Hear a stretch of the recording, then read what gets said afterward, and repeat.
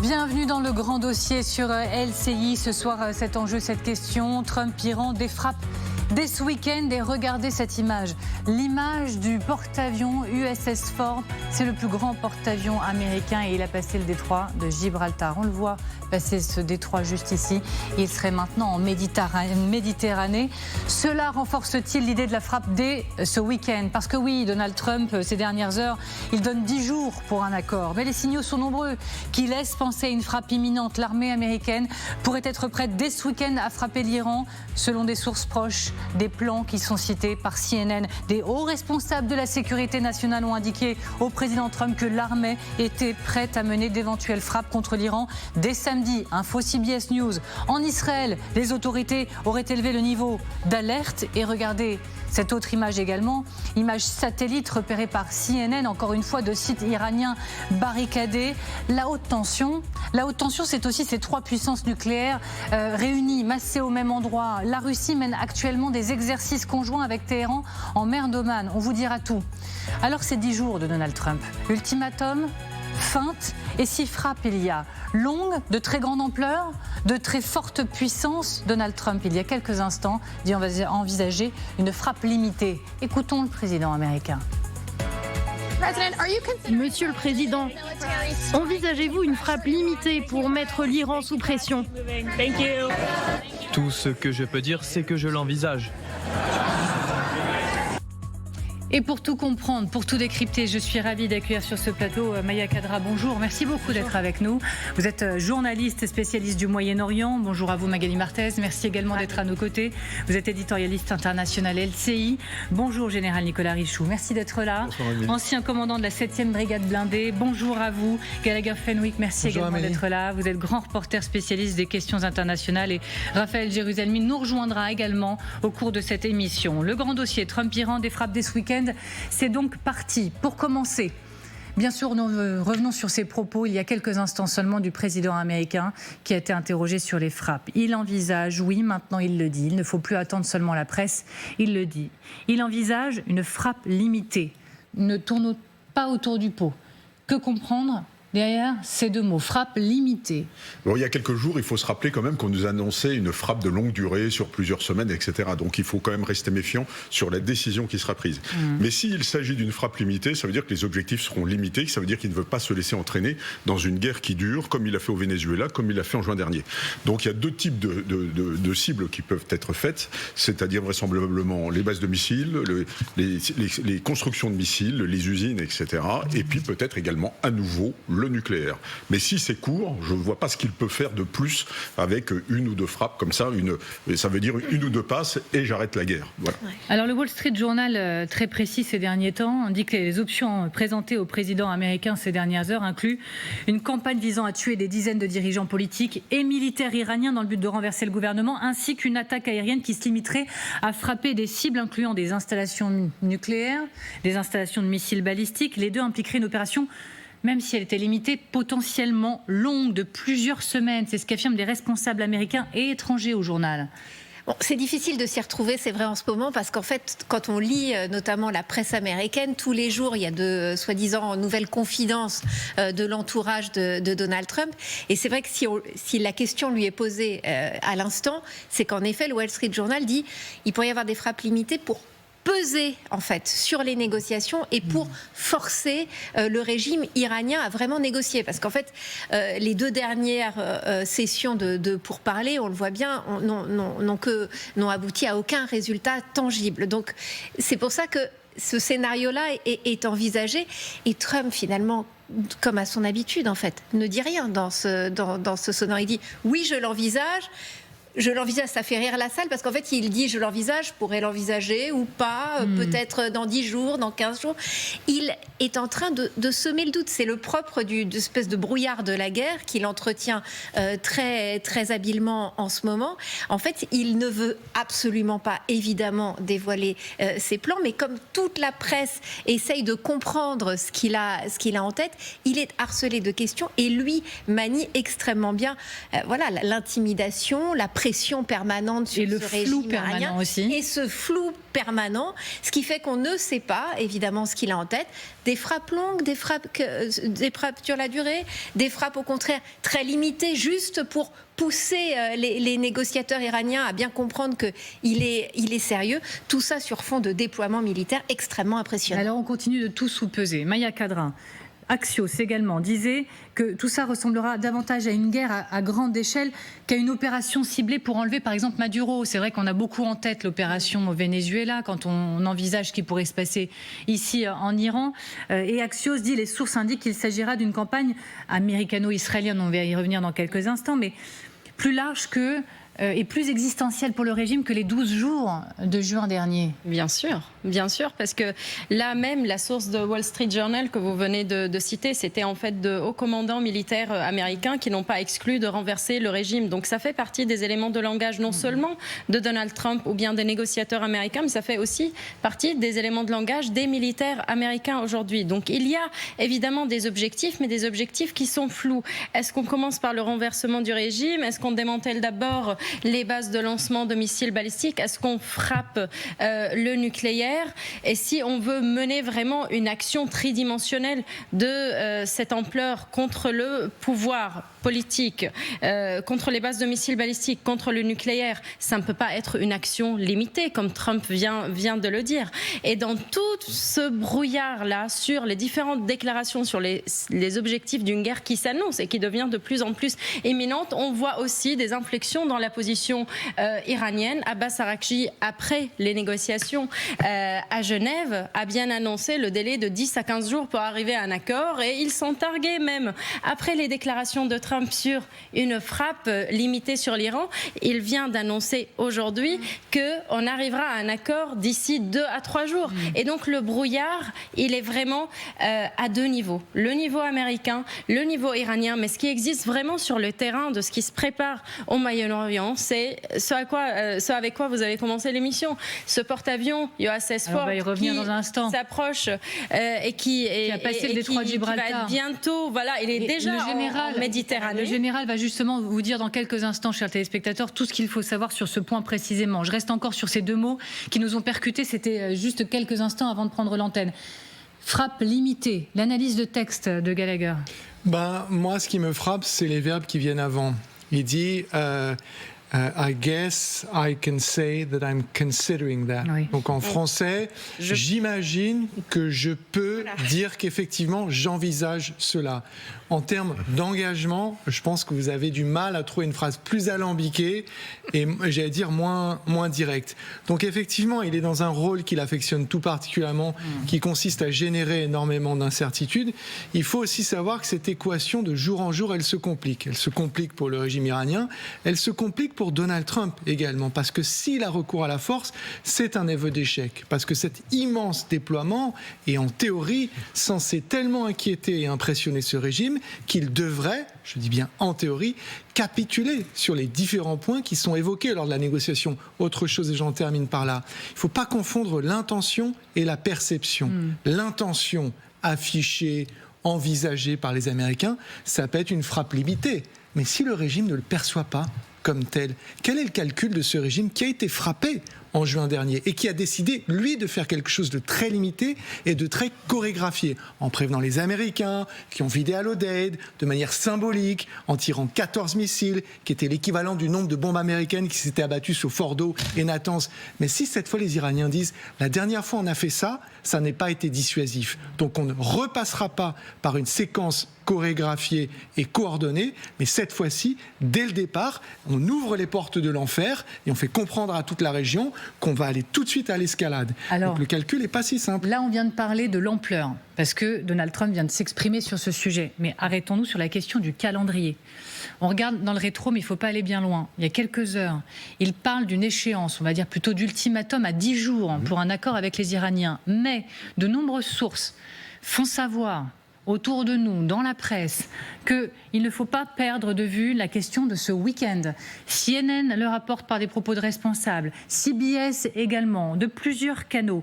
Est-ce qu'en effet, Avoir dit 10 jours, tiens, je vais même poser la question, c'est un peu l'éléphant au milieu de la pièce. Avoir donné 10 jours, est-ce une feinte, potentiellement? Est-ce une stratégie de la part du président américain pour détourner de l'objectif alors que ce serait imminent? Alors en juin, il avait donné, je ne sais plus combien de jours, 10 jours, et en fait, au bout de 3 jours, il avait bombardé. D'où donc, la question. Donald Trump, quand il se lève le matin, vous ne savez pas ce qu'il va faire dans l'après-midi. Donc il faut vraiment rester très prudent. Ce qu'il faut voir également, les Iraniens ont dit qu'ils espéraient avoir un accord dans les 2 ou 3 jours. Alors je ne sais pas si c'est de la propagande ou s'il y a quelque chose qui est véritablement en train d'être conclu à Oman, entre les deux parties, ça je n'en sais rien. Mais là où je suis d'accord avec Gallagher, c'est que je pense qu'il cherche un deal sans avoir à utiliser la force, car c'est l'expression suprême de la puissance. La puissance, c'est je suis tellement fort que quand j'arrive devant toi, tu es obligé de t'incliner devant ma puissance. Et s'il arrive à un deal sans l'employer, c'est vraiment l'Amérique invincible. Et si ça ne fonctionne pas, effectivement, c'est un échec. Il est obligé d'employer la force parce que là, à ce moment-là, s'il ne rentre pas dans ce deal-là, il va être obligé d'y aller. Obligé parce que sinon il perd la face. Donc, quels sont les échos que vous avez les uns les autres? Est-ce que vous avez des échos selon lesquels effectivement il ne faut pas se relâcher ce week-end parce que ça pourrait être assez rapide? L'expérience montre en effet qu'avec Donald Trump on ne sait jamais, donc il faut surtout pas croire ses ultimatums parce qu'il est assez habitué de ne pas les respecter lui-même. Ce qu'on voit, c'est qu'en effet tout est en place pratiquement. Il y a ce porte-avions donc qui a passé le détroit de Gibraltar, mais on sent bien que maintenant tout est quasiment prêt. Vous savez, en janvier dernier, il avait dit aux manifestants qui étaient descendus dans la rue en Iran, l'aide arrive. Manifestement, le Pentagone lui avait dit, nous, on n'est pas prêts. On n'est pas prêts, on n'a pas assez, justement, de protection aérienne autour de nos bases. On n'a pas de quoi tenir sur la durée. Et on voit que depuis, c'est une espèce de pont aérien qui s'est mis en place pour amener du matériel. Ce que vous m'amenez, c'est une transition parfaite pour aller devant le tableau, parce que maintenant, je me suis faite à l'expression Gallagher avec le général Richoux, parce qu'effectivement, quelles sont les forces en place si d'aventure, effectivement, il décidait de frapper dans les prochaines heures? Faisons cet état des lieux, parce que finalement, c'est ça aussi qui est sur la table. Et on va commencer avec l'information peut-être principale de ces dernières heures. C'est le plus grand porte-avions du monde, l'USS Ford. On vous en parle depuis des jours. Il a passé, ça y est, le détroit de Gibraltar. Et on le voit ici, il est sur cette photo à peu près au niveau du détroit. Il est en train de passer. Général, expliquez à nos téléspectateurs quand il pourrait arriver. Première question d'importance, et ce qu'il représente. Alors déjà, c'est le plus gros porte-avions du monde et c'est le plus récent de la marine américaine. C'est-à-dire qu'il peut emporter entre 80 et 90 appareils. Ensuite, quand on parle du Ford, il faut bien comprendre qu'il y a toute la force aéronavale qui suit, c'est-à-dire des destroyers, sous-marins, navires ravitailleurs, etc., etc., avec une puissance considérable, non pas simplement les avions, mais également des centaines de Tomahawks sur ces destroyers qui peuvent taper. Il passe le détroit de Gibraltar. Ça veut dire que grosso modo, dans 3 jours et demi, il peut être en face de Tel Aviv ou bien de Liban-Syrie, dans cette zone-là. Et là, ça rappelle ce qui s'est passé en juin dernier, lorsque les Américains avaient déplacé une force aéronavale qui permet d'apporter un soutien aérien à Israël si, d'aventure, Israël se faisait taper par les missiles iraniens ou bien notamment par les drones. Parce qu'on se souvient que c'est les avions, essentiellement, qui sont capables de détruire les drones, qui ne volent pas vite, mais pour lesquels on ne peut pas tirer un patriote. Et donc, faisons l'état des lieux à cet instant précis, des forces américaines dans la région, dans cette zone. Où en sommes-nous ? Alors, dans la région, eh bien, là, vous avez tout le groupe naval du Lincoln qui se trouve grosso modo dans le détroit d'Oman. Et vous avez des dizaines de navires, c'est-à-dire le Lincoln, vous avez des destroyers, vous avez des sous-marins, vous avez toute la même force aéronavale qui arrive d'ailleurs à l'ouest par Gibraltar. Et puis, en plus, vous avez toutes les bases qui sont aux Émirats arabes unis, Bahreïn, etc. Donc, vous avez toutes les bases sur lesquelles vous avez à peu près 4 ou 5 escadrons de chasse qui sont arrivés, ce qui ferait 100-120 appareils, plus la chasse embarquée sur le Lincoln. Donc vous avez au moins 150 chasseurs, et là je ne parle pas en plus du ravitaillement, etc., ni des B-2 qui sont à Diego Garcia et qui pourraient intervenir dans une frappe. On parle également de E3, enfin, tout ça prend beaucoup d'espace. Que voit-on, encore une fois, la base de Jordanie ? Alors, la pour base nos de téléspectateurs. Alors, elle est intéressante parce que la base de Jordanie, c'est de là qu'avaient décollé les Français, les Jordaniens, même les Américains, en juin, pour aider Israël à sécuriser son espace aérien lorsqu'elle était attaquée par les missiles et les drones iraniens. Donc, on voit là, il y a beaucoup de F-35, je crois qu'il y avait des F-18 également. Je crois que les Français ont encore des avions là, et il n'est pas impossible que si Israël était attaqué, on participe également à l'affaire. Le porte-avions Ford, qui, s'il arrive, peut participer à cette bulle anti-aérienne. Et je rappelle que les Britanniques ont également mis des avions à Chypre. Et ces avions à Chypre sont également à portée. C'est le porte-avions, je dirais, anglais en Méditerranée. Merci, Général. Je voudrais qu'on revoie ici cette image de l'USS Ford, s'il vous plaît, Baptiste, en régie, pour nos téléspectateurs. C'est l'image à retenir, à guetter. C'est celle qu'on guettait tous. Et c'est celle qui est donc là maintenant. Cette USS Ford, on peut aller s'installer et poser la question à tous nos invités. S'il n'arrive que lundi, mardi, milieu de semaine prochaine, est-ce que ça empêche Donald Trump de frapper? Est-ce qu'il faut absolument que ce Ford soit là pour passer à l'action? Déjà, et le général Richoult l'a expliqué, il sera là. Il sera là dès ce week-end face à Tel Aviv, ce qui permet, comme durant la séquence avec le Hezbollah, de participer à une bulle défensive au-dessus de l'État hébreu. Et c'est ça la priorité en réalité de cette USS Ford, c'est de protéger Israël? Oui, je pense. D'abord protéger les Américains dans la région. Il y en a entre 30 et 40 000 qui sont installés sur les différentes emprises. Ensuite, il y a un apport massif de matériel qui est à la fois, même si je sais que la distinction peut paraître un peu vaporeuse ou gazeuse, défensif et offensif. Vous avez des systèmes Patriot qui ont été acheminés, vous avez des systèmes THAAD qui ont été acheminés, on l'a oublié, mais l'un d'entre eux avait été disposé sur le sol israélien, opéré par des soldats américains. C'est un système de très haute altitude et de très haute vélocité, donc d'interception, afin de compléter les couches, les 3 déjà prévues par le système israélien. Et puis ensuite, rien n'empêche le Ford de continuer à se déplacer, peut-être d'emprunter le canal de Suez, la mer Rouge, pour aller rejoindre un dispositif qui commence à représenter une tenaille par rapport à l'Iran. Mais attention, quand on regarde les moyens militaires américains, aussi écrasants et colossaux soient-ils, il faut quand même revenir à certains chiffres. L'Iran, c'est 1 700 000 km². Difficile à défendre pour le régime, mais il y a entre 1,3 et 1,7 million d'hommes sous les drapeaux. Quand vous faites l'addition entre les Bassidji, les Pasdaran, l'armée régulière, donc les miliciens et les réservistes, ça fait beaucoup de monde. Quand vous regardez la zone qui sépare la frontière occidentale de l'Iran, donc au bord du golfe Persique, jusqu'à la Méditerranée, où va venir se poser le Ford, c'est à peu près 5 millions de kilomètres carrés. C'est supérieur à la taille de l'Europe des 27. Comment, pour l'instant, quand vous faites l'addition des moyens matériels et humains américains arrivés, plus ceux dont les Américains disposent, que ce soit en Arabie Saoudite, aux Émirats Arabes Unis, à Oman, au Qatar, jusqu'à Incirlik, dans le sud-est de la Turquie, en allant jusqu'en Israël, bien évidemment, vous ne pourrez pas défendre tout ça. Vous ne pourrez pas. C'est physiquement, c'est militairement, avec les moyens qui sont là, c'est impossible. Donc, il va y avoir de la casse. Je rappelle une autre chose. Tout le monde est en train de parler de 1991, la première guerre du Golfe. Moi, ma référence, c'est pas celle-là. C'est 2003.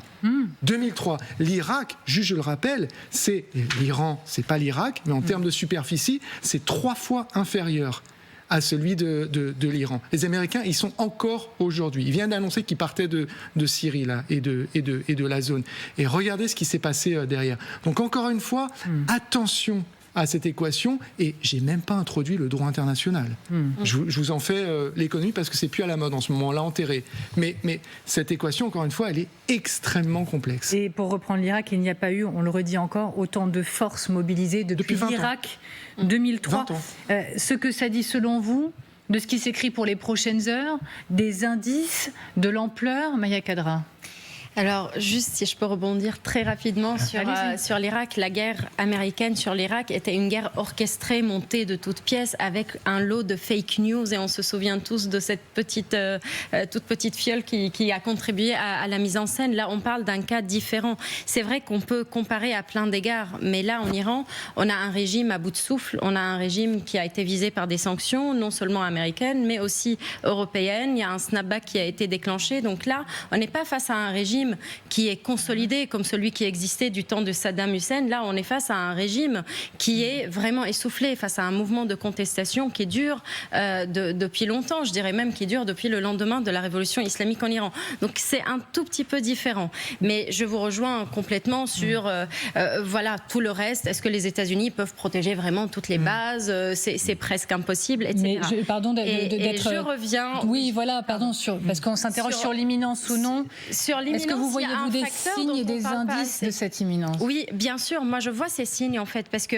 ce n'est pas la première fois qu'il y a un porte-avions américain en Méditerranée. C'était le cas, comme vous l'avez dit d'ailleurs, pendant la guerre entre Israël et le Hezbollah. Et donc, le rôle que ça a joué, c'était pour protéger des bases américaines, pour protéger Israël aussi. Et puis, ils ont une base qui forme comme un pactole pour les Américains. C'est au Liban, au nord de Beyrouth. C'est la plus grande ambassade américaine presque au monde. Et donc, il y a des intérêts vitaux pour les États-Unis. Et l'arrivée de ce porte-avions montre qu'il y a une attaque peut-être imminente. Après, il y a un facteur dont on ne parle pas. Est-ce que Donald Trump, vu qu'il ne respecte pas vraiment les échéances et le droit international, mais il y a la trêve olympique. La question qui se pose, est-ce qu'il va attendre la fin de la trêve olympique le 22 février ou est-ce qu'il va y aller avant? C'est un point qu'on mettait sur la table. Pardonnez-moi, c'est un point qu'on mettait sur la table il y a quelques heures, effectivement. On va en reparler. C'est ça qui est bien. On a encore du temps parce qu'on va se retrouver dans un instant. Nous reprenons le fil de ce grand dossier de Trump-Iran, des frappes dès ce week-end.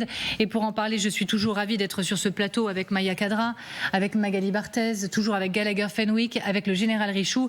Et merci encore une fois à Raphaël Jérusalemi, ancien officier du renseignement, d'être en direct avec nous.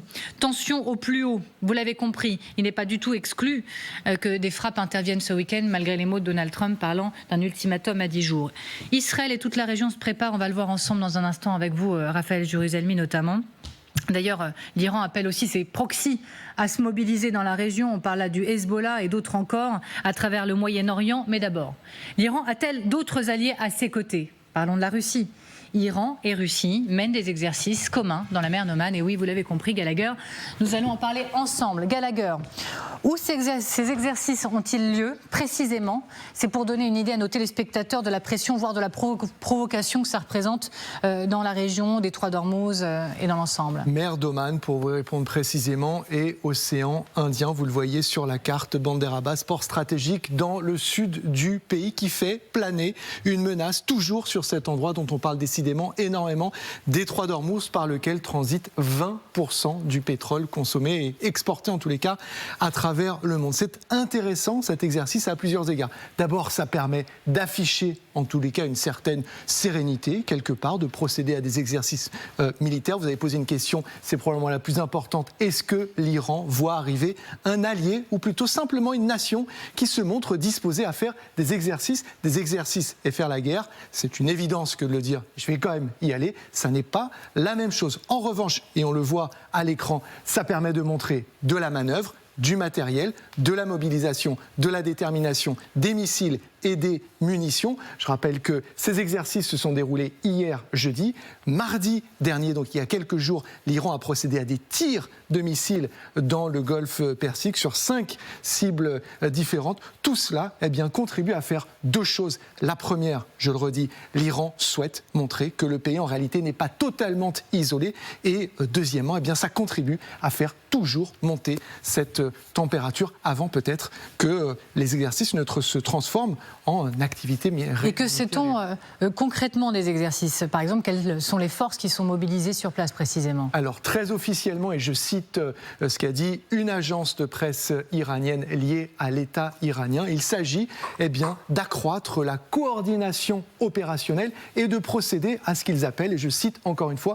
du partage d'expériences militaires. Vous le voyez à l'écran, utilisation d'hélicoptères pour aborder des navires, forces spéciales en action. Voilà, donc il s'agit surtout de générer des images afin, encore une fois, d'être actif dans la sphère informationnelle et d'accroître la pression psychologique sur le ou les ennemis. Et remettons-nous en mémoire de derniers exercices précédents afin de bien comprendre peut-être en quoi ça peut consister.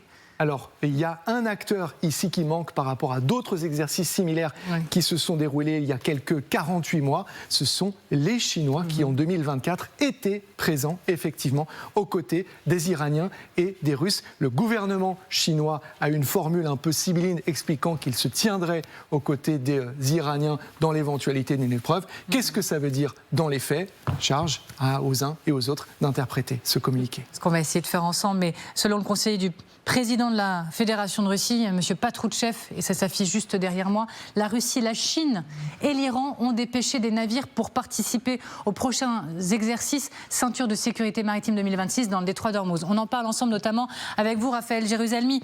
Autant de puissance nucléaire dans cette même région, avec un étau qui quand même semble se resserrer, ça peut déraper? Ça peut toujours déraper. Il y a toujours eu des conflits qui ont démarré à cause de la masse de troupes et d'armements qui, d'elle-même, a fait démarrer un conflit. Une étincelle suffit à enflammer maintenant la région. Ceci étant dit, les manœuvres, personne n'est dupe, hein, c'est de l'esbrouf. Ça n'impressionne pas beaucoup les Américains. Au contraire, ça donne une possibilité aux services de renseignement militaire de bien voir quel matériel est à la disposition de la marine iranienne et même de la marine russe.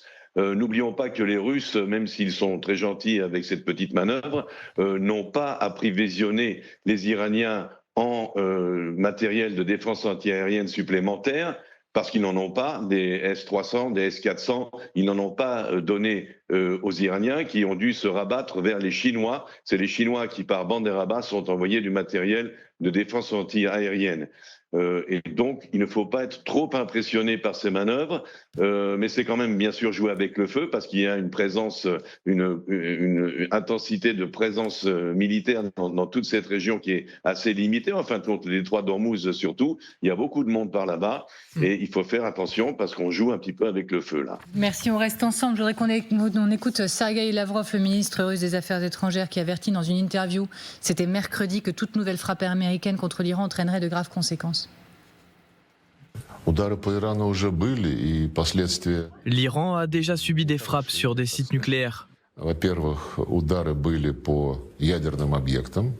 Sous le contrôle de l'Agence internationale de l'énergie atomique. D'après ce que nous avons pu constater, le risque d'un incident nucléaire était réel. Personne ne souhaite une escalade des tensions. Tout le monde comprend que c'est jouer avec le feu. Alors, ça c'est pour les mots. Au-delà des mots, encore une fois, la présence des Russes pour des exercices, là, en ce moment, est-ce à dire que si les Américains frappaient dans les prochaines heures, général, cela veut dire qu'ils trouveraient également les Russes aux côtés des Iraniens dans la riposte? Non, je ne crois pas. En ont-ils seulement les moyens? Non, je ne crois pas. D'abord, ils n'en ont pas les moyens. Voilà. Et puis ensuite, je ne crois pas que ce soit dans leur intérêt, dans les négociations qui sont en cours à propos de l'Ukraine. Mais c'est simplement pour signifier aux Iraniens qu'ils restent des alliés systémiques, puisque on sait bien que les Iraniens les aident, ils les ont aidés avec les Shahed, ils ont une proximité géographique, ils ont une proximité idéologique, et donc effectivement ils veulent montrer leur proximité. Maintenant, il faut voir que les Iraniens en marine de guerre, ils doivent avoir 5 à 7 frégates, c'est assez peu, c'est des frégates anciennes. Ce qui est intéressant là, c'est qu'on voit véritablement l'accent mis dans les images qui sont délivrées sur l'interception. Et quand on parle à l'interception, de forces spéciales, etc., de vedettes rapides, on pense tout de suite aux pétroliers.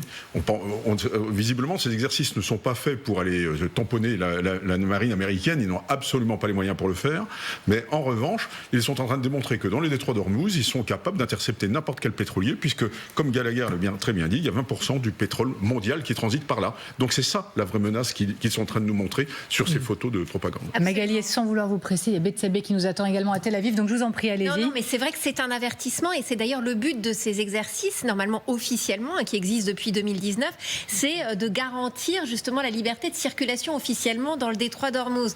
Mais en fait, en affichant cette volonté-là, ils montrent aussi qu'ils peuvent faire l'inverse, qu'ils peuvent bloquer cette circulation. Donc oui, c'est une forme d'avertissement, notamment pour les Américains et puis pour les pétromonarchies du Golfe. Il faut regarder ce qui se passe du côté d'Israël.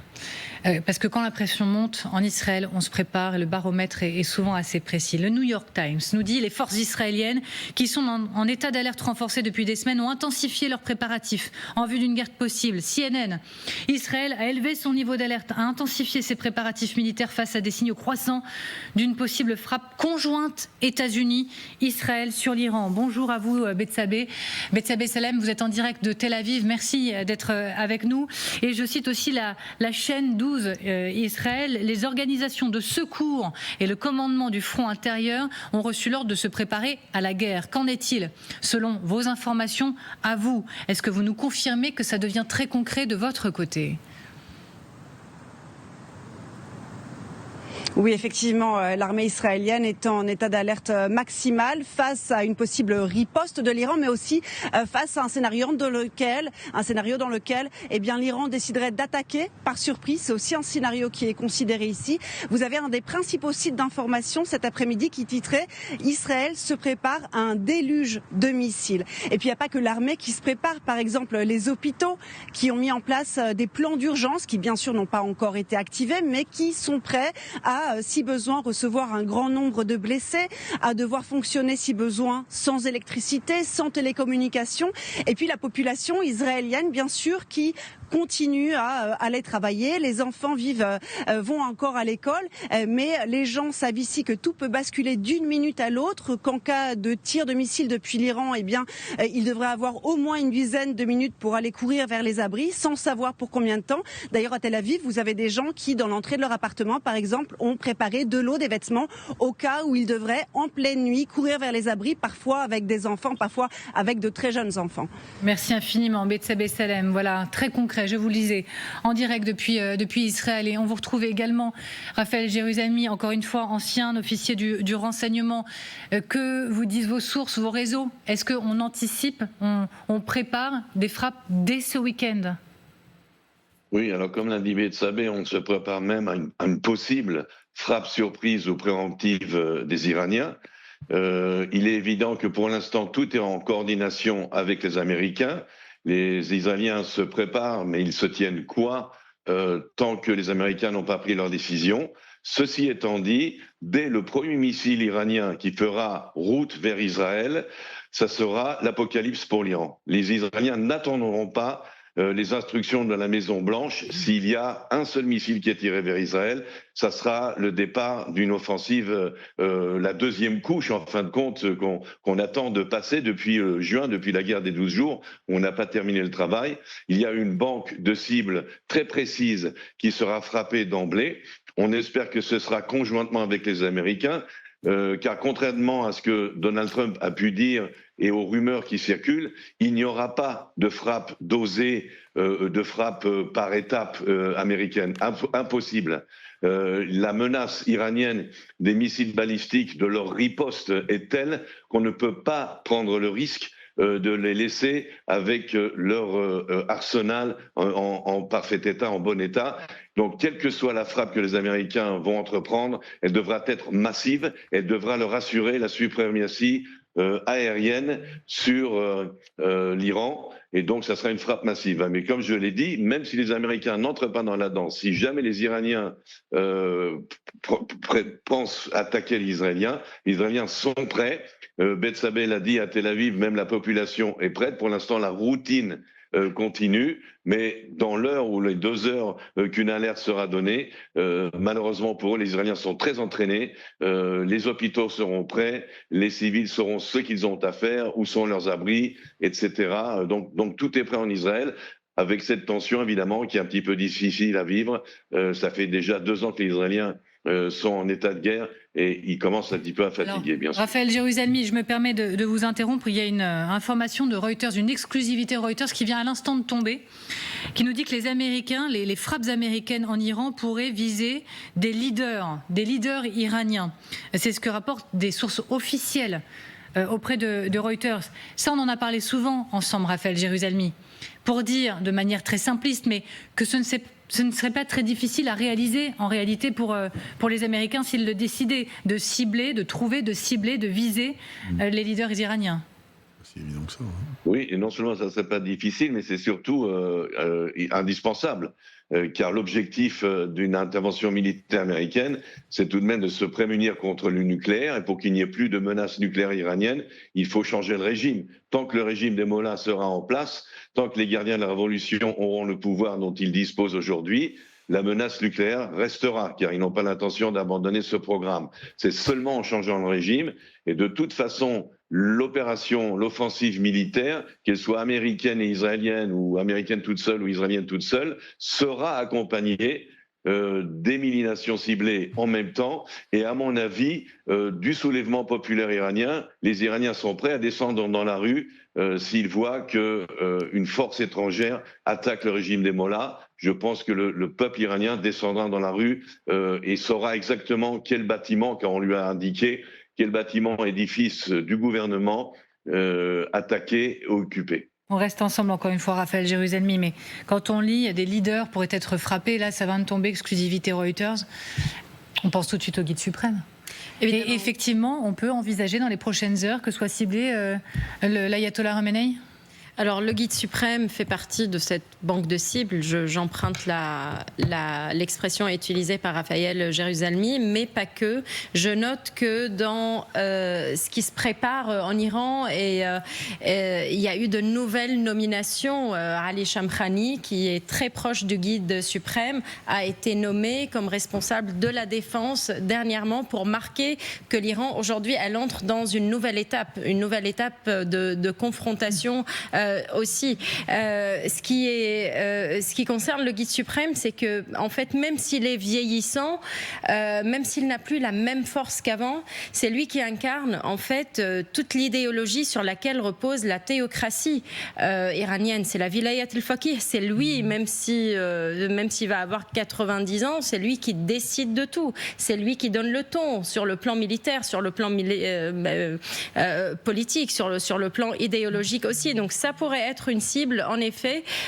Beaucoup de sources disent qu'il est au nord-est de Téhéran, dans un bunker complètement coupé du monde. Il est apparu pour l'anniversaire, le 47e anniversaire de la révolution iranienne.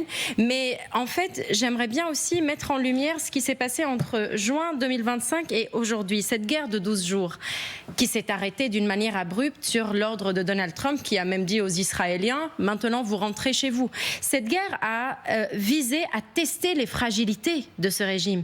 Parce que juste après cette guerre, on a eu plein d'images satellitaires sur les sites de missiles balistiques qui ont été reconstruits, les nouveaux scientifiques qui ont été nommés, les limogeages à l'intérieur même de l'appareil des gardiens de la révolution. Et donc, on n'a pas uniquement une banque de cibles, on a une banque de données entre juin 2025 et aujourd'hui qui va servir à mener une guerre peut-être plus peaufinée, plus précise. J'ai les mots de Reuters en exclusivité avec un peu plus de précision à vous donner. La planification militaire américaine sur l'Iran a atteint un stade avancé avec des options, notamment le ciblage d'individus dans le cadre d'une attaque et même la poursuite d'un changement de régime à Téhéran si l'ordonne le président américain. C'est ce que déclarent des responsables à Reuters. Les options militaires sont les derniers signes que les États-Unis se préparent à un grave conflit. Je vous sens dubitatif, non, pas général. Du tout. Mais quand on me dit la planification militaire est à un état avancé, je dis heureusement. C'est fait depuis longtemps. Les options militaires, elles sont faites, les unités sont en place. Ce qui manque, c'est la décision politique. C'est-à-dire quel est l'effet final recherché de Donald Trump. C'est-à-dire s'il veut renverser le régime, il faudra un truc qui dure des semaines. S'il veut simplement avoir des objectifs limités, il pourra effectivement taper à des endroits particuliers. Maintenant, là où je suis un tout petit peu dubitatif, c'est qu'il ne me semble pas que c'est de tuer quelques dirigeants, y compris l'ayatollah Khamenei, qui va faire tomber le régime. Et ce régime n'est pas lié à une personne. Il a un fils, il y a des successeurs potentiels. C'est une théocratie. Ils savent qu'ils vont mourir et sa succession est, à mon avis, déjà préparée. Donc je ne suis pas certain que ça va résoudre l'affaire. Mais ça ne nous fait pas rentrer plus dans la tête de Donald Trump, parce que je rappelle quand même, depuis quelques jours, on a tout dit et son contraire. C'est des frappes qui vont être longues, ça va durer des semaines. C'est une frappe courte qui va être limitée. On va taper les missiles, on va taper le nucléaire, et maintenant on tape les dirigeants. Donc là, on peut pas se tromper, on a brossé tout le spectre. Après, l'un n'empêche pas l'autre. Vous pouvez bien sûr, taper de manière limitée, mais pendant plusieurs semaines, vous pouvez cibler les dirigeants, mais également le balistique et le nucléaire. Il y a un certain nombre d'options, il n'y a que Trump qui sait ce qu'il va faire, et peut-être même ne sait-il pas, il n'a peut-être même pas pris sa décision dans cette affaire-là, donc je crois qu'il faut rester très prudent. Gallagher. Non, on est toujours, j'allais dire, dans le champ informationnel, celui d'une pression qui est en train d'être accrue, et que Donald Trump, qui est sans doute très frustré parce qu'il n'y a pas de résultats immédiats et concrets qu'il puisse proposer, se dit il faut crédibiliser ces menaces. Donc allez-y, expliquez que moi, et c'est pas le premier à faire ça, je suis disposé à éliminer physiquement des gens, ce qui contrevient évidemment complètement au droit international, mais encore une fois, il est enterré. Donc maintenant, quand on est blanc, quand on est civilisé et qu'on est bien, on peut aller où on veut, tuer des voyous et qui sais-je, et c'est nous qui avons le droit de les désigner et de les éliminer physiquement. Mais comme l'a très bien dit le général Richoux, il faut en tuer combien avant que ce régime il change? On s'arrête où? On s'arrête quand? Et quel est l'effet final recherché? Maher Khadra tout à l'heure disait, et à juste titre, qu'il y a beaucoup de différences avec l'expérience de 2003. Vous savez, l'une des différences, c'est qu'avant de lancer en mars 2003 l'opération, George W. Bush, il a fait le tour des États-Unis, s'est déplacé physiquement dans des États pour dire aux Américains, mentir aux Américains sur le fait que Saddam Hussein représentait une menace pour les Américains, qu'il avait des armes de destruction massive et qu'il pouvait tuer les Américains et qu'il avait qu'à appuyer sur un bouton et il pouvait tuer beaucoup d'Américains. Mensonge. Là, qu'est-ce qu'il va raconter aux Américains, Donald Trump? Pour le moment, il n'envisage même pas de se présenter devant le Congrès pour parler de l'action. Mais la question, la question qui va lui être posée, parce qu'il se déplace là, parce que sa directrice de cabinet, Suzy Wiles, lui a demandé, parce qu'elle lui a dit, ok, c'est bien la politique étrangère, maintenant, Monsieur le Président, vous n'avez pas été élu pour ça, il va falloir parler métallurgie, il va falloir parler économie, il va falloir parler questions migratoires. C'est ce qu'il faisait hier à Rome, et il y a en les Géorgie. midterms qui arrivent. Voilà, il y a les élections de mi-mandat qui arrivent effectivement dans quelques mois. Ça va être très très difficile de convaincre les Américains que c'est ça la priorité, c'est ça qu'il faut faire, c'est là-dedans qu'il faut investir. Alors, ma petite question aussi, c'est de savoir, Magali, si tout ça est orchestré. C'est-à-dire que quand on est dans un rapport de force, là dans la dernière ligne droite, on fait passer l'USS Ford, effectivement, on lui fait passer le détroit d'Ormuz. Effectivement, on fait savoir par des sources officielles qu'on peut tuer les leaders, que toutes les options, et même les plus dures, sont sur la table. Est-ce que c'est aussi ça, le jeu la guerre informationnelle, en tous les cas. Voilà. Bien sûr, et puis ça ne fait qu'accroître la paranoïa de ce régime, évidemment aussi. On sait, par des informations notamment de l'opposition iranienne ou des Israéliens, en effet que le guide suprême a des bunkers dans lesquels il se terre. Eh bien, que fait le Pentagone en face? Il fait fuiter des informations selon lesquelles, en effet, toutes les options sont sur la table, y compris d'ailleurs des commandos au sol. On a entendu ça ces derniers temps, pour aller éventuellement chercher du matériel peut-être nucléaire, mais pourquoi pas éliminer des cibles. En fait, l'idée, c'est de brasser toutes les options possibles, en effet, pour inquiéter, pour intimider le régime et pour le pousser, en effet, à négocier. La question, quand même, qui se pose, très bien, le guide suprême ou des leaders iraniens ciblent des Américains, mais ensuite, qu'est-ce qui se passe? Pour mettre qui à la place?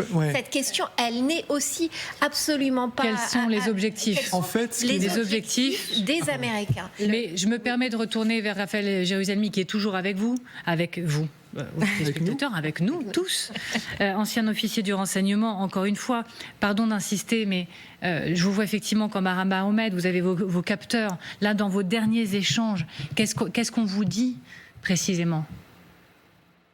Alors, d'abord, il faut prendre deux choses en considération. La première, c'est que le porte-avions Ford n'est pas encore arrivé à sa destination finale en Méditerranée. C'est la dernière pièce importante à placer sur l'échiquier pour dire que les Américains sont fin prêts à une grande offensive, car ce porte-avions va pouvoir protéger Israël et la région de la Méditerranée. C'est extrêmement important. La deuxième chose, c'est qu'en dehors de la décision politique de Donald Trump, il y a la décision militaire.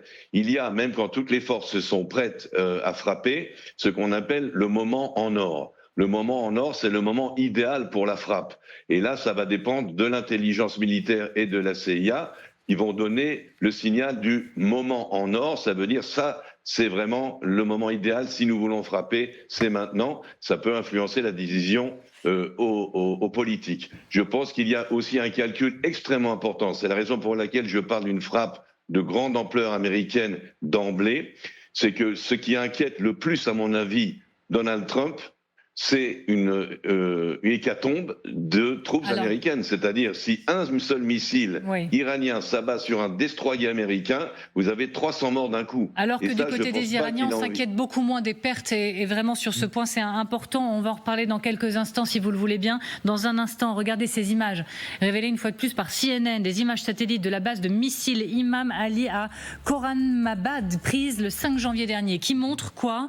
Que sur la douzaine de structures détruites par Israël, 3 ont été reconstruites. Une a été réparée, 3 autres sont en cours de construction. Le site comprend des silos de lancement essentiels au tir de missiles balistiques entourés de terrassements, de construction. Les États-Unis pourraient frapper l'Iran. On vous dit comment Téhéran se prépare. À tout de suite. Le grand dossier se poursuit avec toujours cette question Trump-Iran, des frappes dès ce week-end. On en parle toujours avec Maya Kadra, toujours avec Magali Barthez, avec Gallagher Fenwick, le général Richoux, et Raphaël Jérusalemi est également toujours avec nous, ancien officier du renseignement israélien. Téhéran se prépare. On se demande depuis le début de cette émission si les frappes américaines sont imminentes dès ce week-end, selon plusieurs informations et sources américaines. Des frappes limitées, certes, selon les mots du président américain, mais Téhéran se prépare, images satellites à l'appui, regardez. Des images satellites de la base de missiles d'Imam Ali à Khorramabad, prises le 5 janvier dernier. Douzaine de structures détruites par Israël, 3 reconstruites, 1 réparée, 3 autres en cours de construction. Le site comprend des silos de lancement, je le rappelle, essentiels au tir de missiles balistiques. Il y a des terrassements, il y a des constructions. Et du côté de l'uranium et du nucléaire, sur le site industriel, par exemple de tir près d'Isfahan, dans le centre de l'Iran, lié à la production de pièces de centrifugeuses pour l'enrichissement de l'uranium. Les structures endommagées ont été reconstruites. Analyse des images ici, examinées, proposées par CNN. Alors, ce que ça nous dit quand même du niveau de préparation, du niveau de résilience, des moyens iraniens, de l'agilité également quand même de Téhéran. Alors agilité, je ne sais pas, les images satellitaires ont surtout montré des sites de fabrication de missiles balistiques et des bases de lancement qui sont en train d'être reconstruites, plus difficilement les sites nucléaires. C'est pour une raison très simple, c'est que ces missiles balistiques sont le cœur de la politique de défense iranienne et évidemment qu'ils ont essayé de reconstituer que ce soit leur stock de missiles balistiques ou bien leur base aussi militaire. Mais ce ne sont pas les seuls, ou bien l'évolution défensive, elle n'est pas uniquement au niveau de l'Iran. Il y a eu beaucoup de mouvements très intéressants du côté, par exemple, libanais. Ça fait 3 semaines que le Hezbollah, avec d'autres organisations aussi, ils sont en train de mettre leurs efforts en commun, que ce soit Hezbollah, Djihad islamique, Hezbollah, le Hamas dans le camp de Ain el-Halwe au Liban. Il y a eu beaucoup de ciblage israélien.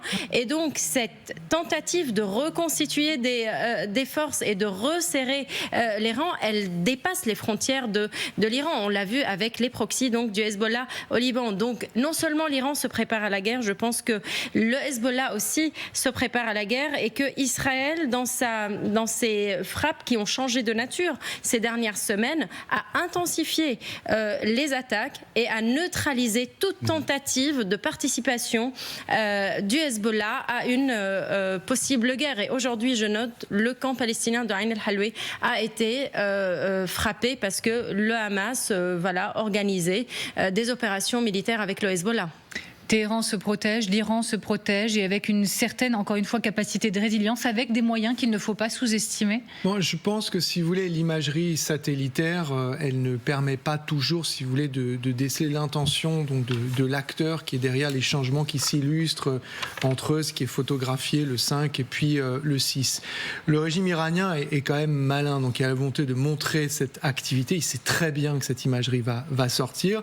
Ça introduit l'élément du doute, ça complique complique l'équation de l'adversaire, du compétiteur et ou de l'ennemi. Après, ça ne veut pas dire qu'il n'y a que simulacre. Il peut effectivement se passer des choses. Je pense qu'une théorie qui est envisagée par ce régime, c'est aussi des troupes au sol. D'où la fortification de certaines installations, aux alentours des installations balistiques, nucléaires, etc. Donc vous avez d'une pierre, j'allais dire, plusieurs coups potentiels. Mais la séquence de juin dernier a montré à ce régime qu'il est profondément infiltré, notamment par les Israéliens. Donc il sait très bien qu'il y a certaines choses qu'il faisait avant qu'il ne peut plus faire pour de vrai. Donc il peut feindre, mais il sait très bien que s'il se remettait par exemple à enrichir, à aller chercher les 440 kg d'uranium enrichi au-delà de 60%, de le disséminer ou d'essayer de le faire sortir ou quoi, soit il y a de fortes chances pour que le renseignement israélien le sache, communique avec les Américains, que ça fasse la une du Wall Street, et ce qui, j'allais dire, simplifierait la justification d'opérations éventuelles au sens militaire. On prend la direction de Téhéran maintenant pour vous retrouver. Siavosh Ghazi, vous êtes correspondant France 24 et RFI à Téhéran. Merci beaucoup d'être en direct avec nous, Siavosh. Est-ce que Téhéran se prépare à des frappes et à des frappes dès ce week-end ? Alors, bien évidemment, l'Iran se prépare. Il y a eu les manœuvres dans le détroit d'Ormuz. Des forces navales des gardiens de la Révolution ont même fermé pendant 5 heures ce détroit pour montrer que l'Iran avait cette capacité de fermer le détroit d'Ormuz. Il y a aussi des missiles qui ont été lancés. Il y a aussi des manœuvres communes avec la Russie et d'autres manœuvres qui vont être organisées, des manœuvres navales avec la Russie, mais aussi la Chine dans la région en mer d'Oman et dans cette partie de l'océan Indien. Donc, une manière pour Téhéran de montrer qu'il se prépare et est prêt à riposter en cas d'attaque contre l'Iran. Mais dans le même temps, il faut préciser que Téhéran, le ministre iranien des Affaires étrangères qui mène des négociations avec les Américains, a précisé ce soir à une chaîne de télévision américaine que l'Iran allait mettre sur la table un paquet de propositions sur le dossier nucléaire dans les 2 ou 3 prochains jours. Et donc, pour discuter de nouveau avec Steve Witkoff et donc la délégation américaine, pour trouver une solution, nous allons donner toutes les garanties pour assurer le caractère pacifique du programme nucléaire iranien aux Américains. Il y a différentes méthodes qui existent, a affirmé Abbas Araghchi. Donc, ce paquet de propositions sera proposé aux Américains dans les 2 ou 3 prochains jours, sans doute pour éviter donc une attaque américaine si rapidement.